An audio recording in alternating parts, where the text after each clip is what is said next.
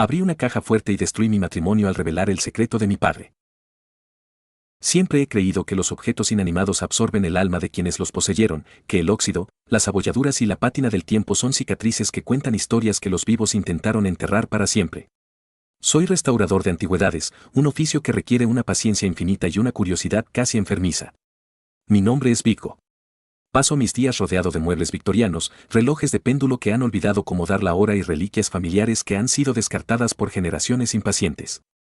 Mi obsesión por rescatar el pasado era lo que me definía, lo que me daba paz. Hasta hace un mes.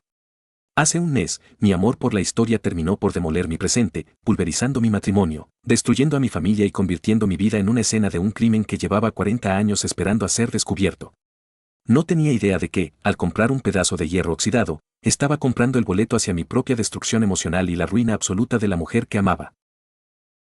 Todo comenzó un martes lluvioso y gris, un día que parecía sacado de una película de cine negro. Había asistido a una subasta de liquidación de bienes tras la demolición de una vieja mansión en las afueras de la ciudad, un lugar que alguna vez fue el epicentro de la alta sociedad y que ahora no era más que escombros y polvo. Entre los lotes de muebles apolillados y candelabros deslustrados, vi algo que me llamó la atención de inmediato, una imponente caja fuerte de hierro forjado, de al menos 200 kilos, con una cerradura de combinación doble y detalles de bronce que estaban verdes por la oxidación. El subastador advirtió que la caja estaba sellada, que se desconocía la combinación y que, por el peso, nadie se había atrevido a moverla en décadas. Mi corazón de restaurador latió con fuerza. El misterio de lo que podría haber dentro me embriagó. La puja fue agresiva. Varios coleccionistas parecían igual de intrigados, pero yo estaba dispuesto a vaciar mis ahorros. Me costó una verdadera fortuna, un precio irrazonable que me dejó con la cuenta bancaria temblando. Cuando volví a casa esa noche, exhausto pero eufórico, le confesé a mi esposa, Amandine, lo que había hecho, temiendo su reacción por el gasto desmesurado. Pero Amandine siempre fue mi mayor pilar. Con sus ojos compasivos y su sonrisa que podía calmar cualquier tormenta, me abrazó y acarició mi rostro manchado de grasa. Podría ser nuestro gran tesoro, Vico, me dijo con esa voz dulce que era mi refugio. Si alguien puede descubrir sus secretos y devolverle la vida, eres tú. Tómalo como una inversión en nuestro futuro. Sus palabras me llenaron de una determinación ciega. Amandine y yo llevábamos 7 años casados, una relación construida sobre la empatía profunda y el apoyo incondicional. Ella no había tenido una vida fácil. Su familia había caído en la pobreza extrema décadas atrás tras una tragedia insuperable, la desaparición misteriosa de sus abuelos maternos en un supuesto naufragio. Sus cuerpos nunca fueron encontrados, los seguros nunca pagaron por las cláusulas de desaparición sin cuerpo, y las deudas terminaron por devorar las propiedades que tenían. Amandine creció a la sombra de ese trauma, con una madre, Sibian, que se volvió amargada y controladora debido a la ruina financiera. Yo quería que esta caja fuerte nos diera el alivio económico que ella tanto merecía. Quería ser su héroe. Si tan solo hubiera sabido que, en lugar de un tesoro, estaba a punto de desenterrar a sus fantasmas. Tardé 3 días completos en perforar la cerradura de combinación doble. Fue un trabajo físico y mentalmente agotador. Rompí 5 brocas de cobalto, utilicé endoscopios industriales para intentar alinear los discos internos y pasé horas escuchando el mecanismo con un estetoscopio amplificado, buscando el clic perfecto. El taller olía a metal quemado, a aceite lubricante y a mi propio sudor. Mis manos estaban llenas de cortes y ampollas, pero la obsesión no me dejaba dormir. Finalmente, la noche del tercer día, a las 2 de la madrugada, sentí como el último perno de seguridad cedía. Un sonido metálico, grave y hueco, resonó en el silencio del taller.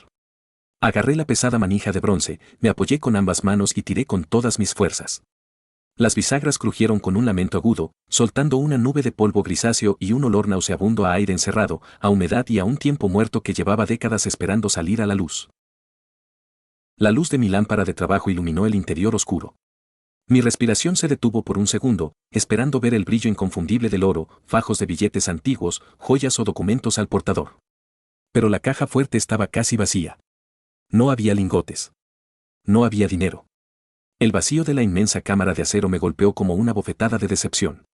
Sin embargo, en el centro del estante de acero, había 2 objetos solitarios, una pequeña bolsa de terciopelo azul marino, desgastada por el tiempo, y un fajo de fotografías Polaroid envueltas cuidadosamente en plástico negro y atadas con un alambre de cobre. El corazón me dio un vuelco. La decepción inicial fue reemplazada por una intriga oscura y punzante. Me puse guantes de algodón blanco, temiendo dañar cualquier evidencia histórica, y saqué primero la bolsa de terciopelo. Era sorprendentemente pesada para su tamaño. Tiré de los cordones deshilachados y dejé caer el contenido sobre mi mesa de trabajo cubierta de fieltro. 2 anillos de boda. Eran de oro macizo, de un diseño antiguo, grueso y pesado, sin diamantes, solo bandas puras que mostraban señales de uso prolongado. Tomé mi lupa de relojero, encendí la luz ultravioleta y examiné el interior del anillo más pequeño. Había una inscripción grabada en cursiva fina. Ajusté el enfoque, entrecerrando los ojos, y leí en voz alta en la soledad del taller, para la eternidad. Elías y Marta, 1962. Un escalofrío helado, como si alguien hubiera vertido agua congelada directamente en mi espina dorsal, me recorrió de pies a cabeza. El aire se volvió pesado, difícil de respirar. La lupa casi se me resbala de los dedos. Elías y Marta. No podía ser una coincidencia. Esos eran los nombres de los abuelos de Amandine. Los mismos abuelos que supuestamente habían zarpado en un pequeño yate en la costa este y nunca habían regresado, víctimas de una tormenta repentina según la versión oficial de la policía hace 40 años. ¿Por qué estaban sus anillos de boda en una caja fuerte olvidada en una mansión que no tenía ninguna relación con ellos? ¿Cómo sobrevivieron los anillos a un naufragio? La respuesta lógica era aterradora: nunca hubo un naufragio. Alguien les quitó esos anillos antes o después de que murieran, y los guardó como un trofeo macabro o como garantía de algo siniestro. Con las manos temblando de una manera incontrolable, dejé los anillos y tomé el paquete envuelto en plástico negro. Mis dedos lucharon con el alambre de cobre hasta deshacer el nudo. Desdoblé el plástico ruidoso, que estaba pegajoso por los años de encierro, y revelé un fajo de unas 10 fotografías Polaroid. Las imágenes estaban ligeramente descoloridas, con los bordes amarillentos típicos del proceso químico de esa época, pero la resolución era sorprendentemente nítida. Pasé la primera foto. Mostraba un pozo profundo cavado en la tierra oscura, iluminado por la luz dura y artificial del flash de la cámara. Pasé a la segunda. Había 2 bultos grandes, envueltos en lonas de lona de uso industrial, atados con cuerdas gruesas, tirados al borde del pozo. El pánico empezó a trepar por mi garganta. Pasé a la tercera foto, y el mundo entero, mi mundo entero, se detuvo, se fracturó y colapsó sobre mí en un instante de terror absoluto. En la foto, mirando directamente a la cámara con una expresión fría, calculadora y carente de cualquier humanidad, estaba mi padre. Ramsés. Mi propio padre, quien había fallecido hace 5 años a causa de un infarto masivo, dejando un legado intachable como uno de los jueces más respetados e implacables de nuestro estado. En la imagen, se veía mucho más joven, quizás en sus 30, vistiendo ropa de trabajo cubierta de barro, sosteniendo una pala manchada de tierra oscura.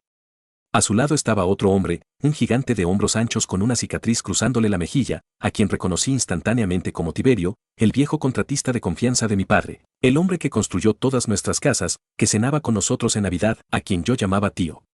Ambos estaban de pie frente al pozo, con los bultos ya en el fondo.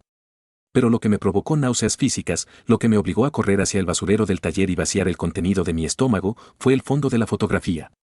No era un bosque alejado. No era un descampado. Reconocí las vigas de madera, los cimientos de piedra rústica y la caldera oxidada en la esquina. Era el sótano de mi casa de la infancia. La casa donde crecí. La casa donde jugaba al escondite. La casa que ahora era propiedad de mi hermano mayor, Ezio. Mi mente intentaba rechazar lo que mis ojos veían. El juez Ramsés, el pilar de la moralidad, el hombre que me enseñó la diferencia entre el bien y el mal con una correa de cuero y sermones interminables, era un asesino. Y no cualquier asesino. Había asesinado o ayudado a ocultar los cuerpos de los abuelos de la mujer que yo amaba. Me limpié la boca con el dorso de la mano, temblando violentamente, cubierto en un sudor frío.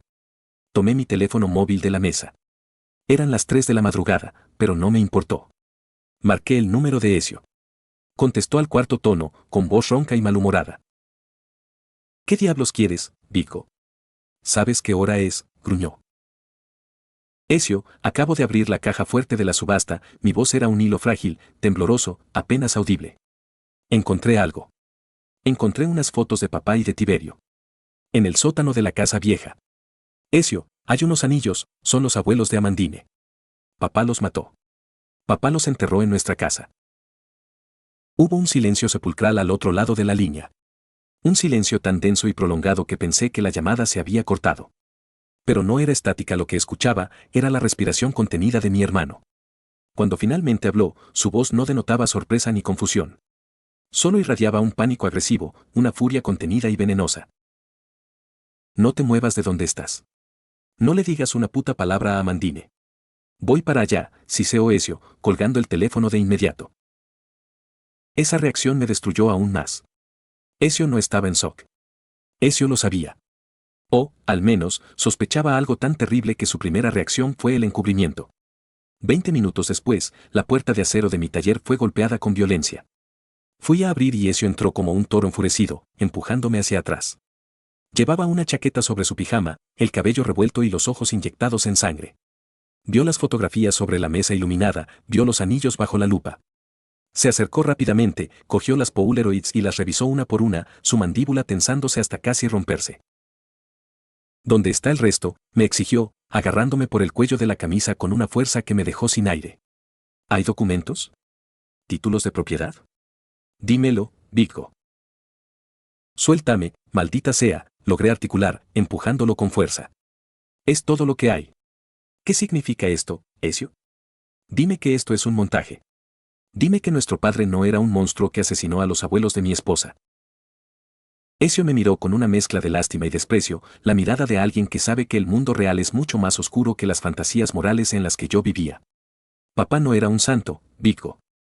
Tú eras el niño mimado, el artista sensible que jugaba con antigüedades mientras él y yo manteníamos esta familia a flote. Antes de ser juez, papá era el abogado que resolvía problemas para gente poderosa. Elías y Marta tenían las mejores tierras de desarrollo al sur de la ciudad, pero se negaban a vender. Bloqueaban contratos millonarios. Papá y Tiberio no los mataron por gusto. Fue un negocio. Tiberio se encargó del trabajo sucio, papá proporcionó el lugar para ocultarlos y limpió el rastro legal simulando el naufragio. Es un asesinato, grité, sintiendo que las lágrimas calientes me quemaban el rostro. Los asesinaron por dinero. Y tú lo sabías. Tienes sus cadáveres pudriéndose bajo tu casa. Cállate la puta boca, rugió Ezio, acercándose de nuevo, su rostro a centímetros del mío, su aliento oliendo a alcohol rancio y pánico puro. Quema eso ahora mismo, Vico. Todo. Las fotos, los anillos, la maldita bolsa. Si abres la boca, no solo destruyes la memoria de papá, no solo pierdes a tu mujercita. Me destruyes a mí. La policía confiscará todas las propiedades que heredamos. Iremos a la cárcel por encubrimiento. Nos vas a hundir a todos. Quémalo. No puedo hacer eso, susurré, horrorizado por la frialdad de mi propia sangre. Es Amandine. Es su familia. Amandine no te lo agradecerá, escupió Ezio, agarrando un soplete de mi mesa e intentando encenderlo. Si se entera de que te acuestas con ella sabiendo que la sangre del asesino de sus abuelos corre por tus venas, te va a mirar con asco el resto de su vida. Serás un monstruo para ella. Quémalo y vive tu vida feliz, idiota. Luché con él.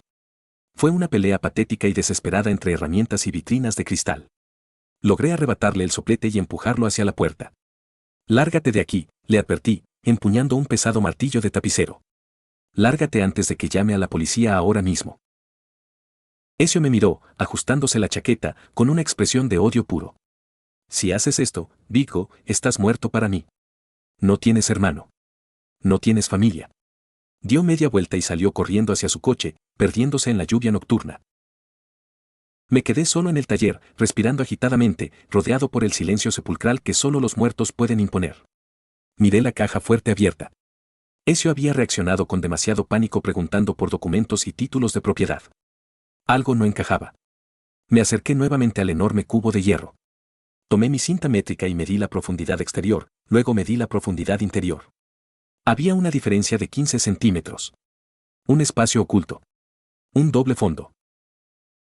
Trabajando frenéticamente, utilicé una palanca de acero y un cincel fino para golpear las uniones del panel trasero. Después de media hora de golpes precisos que resonaban como disparos, la placa de acero se aflojó y cayó pesadamente hacia adelante. Detrás de ella, en un compartimento estrecho forrado en plomo para evitar la humedad, había un grueso sobre de papel manila sellado con cera roja y una libreta de contabilidad pequeña, encuadernada en cuero negro. Rompió el sello de cera con las manos temblorosas. Dentro había contratos antiguos, escrituras de traspaso de tierras a nombre de empresas fantasma vinculadas a mi padre, y cartas. Correspondencia privada. Saqué las cartas, escritas a mano con una caligrafía elegante, cursiva e inconfundible. Conocía esa letra. La veía todos los años en mis tarjetas de cumpleaños, en las notas de agradecimiento después de Navidad. Era la letra de Sivian. Mi suegra. La madre de Amandine. Empecé a leer la primera carta, fechada 3 meses después de la desaparición de Elías y Marta. Las palabras saltaron del papel para clavarse como dagas en mis pupilas. Era una carta dirigida a mi padre, Ramsés. Ramsés, he recibido el primer pago en la cuenta suiza como acordamos. Amandine no deja de llorar por ellos, pero era necesario. Mis padres iban a desheredarme, iban a donar esas tierras a la iglesia y dejarme en la calle por mis deudas de juego. Tú cumpliste tu parte con el contratista. El naufragio fue una historia perfecta. Nadie hace preguntas. Asegúrate de que esos anillos nunca vean la luz o seremos tú y yo los que terminemos en el fondo de un pozo. Adjunto el recibo firmado por mi parte del seguro de vida que lograste liberar en el juzgado. Atentamente, Sibian. Dejé caer la carta al suelo como si estuviera en llamas. El mundo comenzó a dar vueltas. Mi padre no solo fue el asesino. Sibian, la madre de mi esposa, la mujer que se hacía la víctima amargada por la pobreza ante el mundo, fue la autora intelectual del asesinato de sus propios padres. Ella contrató a mi padre, un abogado joven y corrupto en ese entonces, para ejecutar el plan, asesinarlos, enterrarlos y quedarse con una parte del seguro y del dinero de las tierras, tierras que mi padre luego expropió legalmente desde su posición de juez. Habían estado chantajeándose y compartiendo el botín durante décadas, fingiendo no conocerse hasta que Amandine y yo empezamos a salir. De pronto, todas las miradas tensas entre mi padre y Sibian en nuestra boda, todas las excusas para no estar en la misma mesa, cobraron un sentido macabro. Estaba paralizado. El nivel de maldad y traición que contenía esa caja fuerte superaba mi capacidad de compresión. Si le mostraba esto a Amandine, no solo descubriría que el padre de su esposo asesinó a sus abuelos, sino que descubriría que su propia madre, la mujer a la que cuidaba y mantenía económicamente hasta el día de hoy, era la mente maestra detrás de todo el sufrimiento de su vida. Era una bomba nuclear que no dejaría piedra sobre piedra en el alma de mi esposa. ¿Qué voy a hacer?, susurré en la soledad del taller, agarrándome la cabeza con ambas manos, sintiendo que me volvía loco. La opción de Ezio empezó a sonar peligrosamente atractiva. Quemarlo todo. Tirar las cenizas al río. Volver a la cama, abrazar a Amandine y vivir una mentira perfecta por el resto de nuestros días. Pero yo no era Ezio. Yo no podía mirar a Amandine a los ojos sabiendo que su madre la vendió y que mi padre jaló el gatillo figurativo. A la mañana siguiente, no subí a desayunar. Amandine, preocupada por mi ausencia, bajó al taller en bata y pantuflas. Llevaba 2 tazas de café humeante en las manos. Su sonrisa somnolienta se desvaneció en el instante en que me vio. Estaba sentado en el suelo, pálido como un cadáver, rodeado de fotos dispersas, documentos antiguos y la bolsa de terciopelo. Vico, mi amor, ¿qué pasa? ¿Lograste abrirla?, preguntó, dejando las tazas sobre un escritorio, su voz cargada de una preocupación genuina que me destrozó el alma. Intenté hablar, pero las palabras se atoraron en mi garganta. Mis ojos se llenaron de lágrimas calientes. Solo pude señalar los anillos y las fotografías sobre la mesa. Amandine se acercó lentamente, confundida. Tomó los anillos. Su expresión cambió de la curiosidad al reconocimiento inmediato. Con un dedo tembloroso, trazó las inscripciones interiores. El color huyó de su rostro. Estos son los anillos de mis abuelos. Los he visto en fotos viejas. ¿Cómo? ¿Qué hacen aquí?, murmuró, su respiración agitándose. Luego, sus ojos bajaron a las fotografías Polaroid. Vio a mi padre. Vio la pala. Vio el pozo. Vio el sótano de mi casa. No necesitó que yo le explicara el contexto. La brutalidad visual de las imágenes contaba la historia entera. Pero no lloró. No gritó. Se quedó paralizada, observando el rostro de mi padre en la foto, ese hombre que la había abrazado en nuestra boda y le había dicho bienvenida a la familia. Amandine, yo no lo sabía. Te lo juro por mi vida, no tenía idea, supliqué, arrastrándome hacia ella e intentando tomar sus manos. Pero ella retrocedió bruscamente, como si mi toque le produjera una quemadura de 3er grado. La mirada que me lanzó me persigue hasta el día de hoy. No era solo dolor. Era repulsión profunda, un asco primitivo. En ese segundo, yo dejé de ser su esposo protector. Para ella, me convertí en una extensión física del hombre que masacró a su familia. Llevaba su genética, su rostro, sus gestos. Tu padre los mató, susurró, y su voz no sonaba a ella. Sonaba a algo roto e irreparable. Tu familia construyó su imperio sobre los cadáveres de mi sangre. Y yo me he estado acostando con su hijo. No soy él, Amandine. Mírame, soy Vico. Te amo, grité desesperado, las lágrimas corriendo por mi rostro sucio. Pero la peor parte aún no había llegado. Con el pulso incontrolable, ella vio las cartas que esparcí sobre la mesa. Reconoció la letra de su madre al instante. Tomó la carta principal, la que describía el acuerdo entre Ramsés y Sivian. Vi cómo sus ojos recorrían las líneas. Vi cómo su respiración se detenía por completo. Vi el momento exacto en que la mente humana se quiebra al no poder procesar una traición tan absoluta e inabarcable. Su madre ordenó el asesinato. Su madre la condenó a una vida de trauma. Amandine dejó caer el papel. No emitió ningún sonido. Dio un paso atrás, luego otro, chocando contra una vitrina. Sus ojos estaban vacíos, desprovistos de alma. Sin decir una sola palabra, se dio la vuelta y salió del taller. La escuché subir las escaleras, y minutos después, escuché el sonido de una maleta rodando apresuradamente, la puerta principal abriéndose y el motor de su coche arrancando, derrapando en la grava para desaparecer bajo la lluvia. Se fue. Me dejó allí, rodeado de la miseria de nuestros antepasados. Esa misma tarde, tomé la decisión que terminaría de destruir lo que quedaba de mi mundo.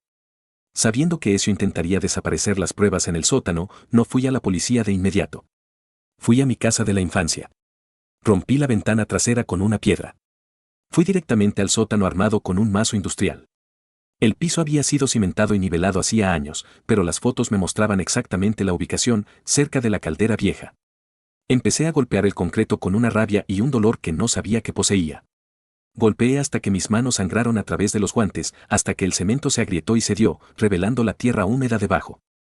Cavé con una pala oxidada que encontré en la pared. 1 metro hacia abajo, la herramienta chocó contra algo duro y fibroso. Una lona gruesa de grado industrial, podrida por los bordes. Rasgué la lona con una navaja, y allí estaban. Huesos humanos envueltos en trapos que alguna vez fueron ropas elegantes.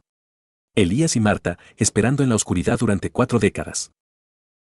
Llamé a la fiscalía desde el mismo sótano. La policía llegó en tromba, sellando la calle entera con luces rojas y azules. Entregué todo. Las fotografías, los anillos, el libro de contabilidad y las cartas escritas por Sivian. Todo. Las consecuencias fueron cataclísmicas. La noticia estalló en los medios nacionales como una bomba atómica. El intachable juez Ramsés fue expuesto póstumamente como un asesino, un corrupto y un monstruo. El Estado confiscó casi todos los bienes de nuestra familia.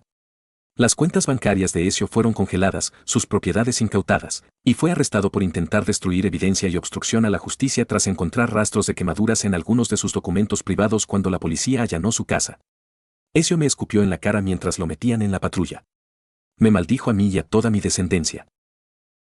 Pero la imagen que nunca podré borrar de mi memoria fue el arresto de Sivian. La policía la sacó de su modesto apartamento esposada, con el rostro desencajado y la mirada desquiciada, rodeada por decenas de cámaras de televisión.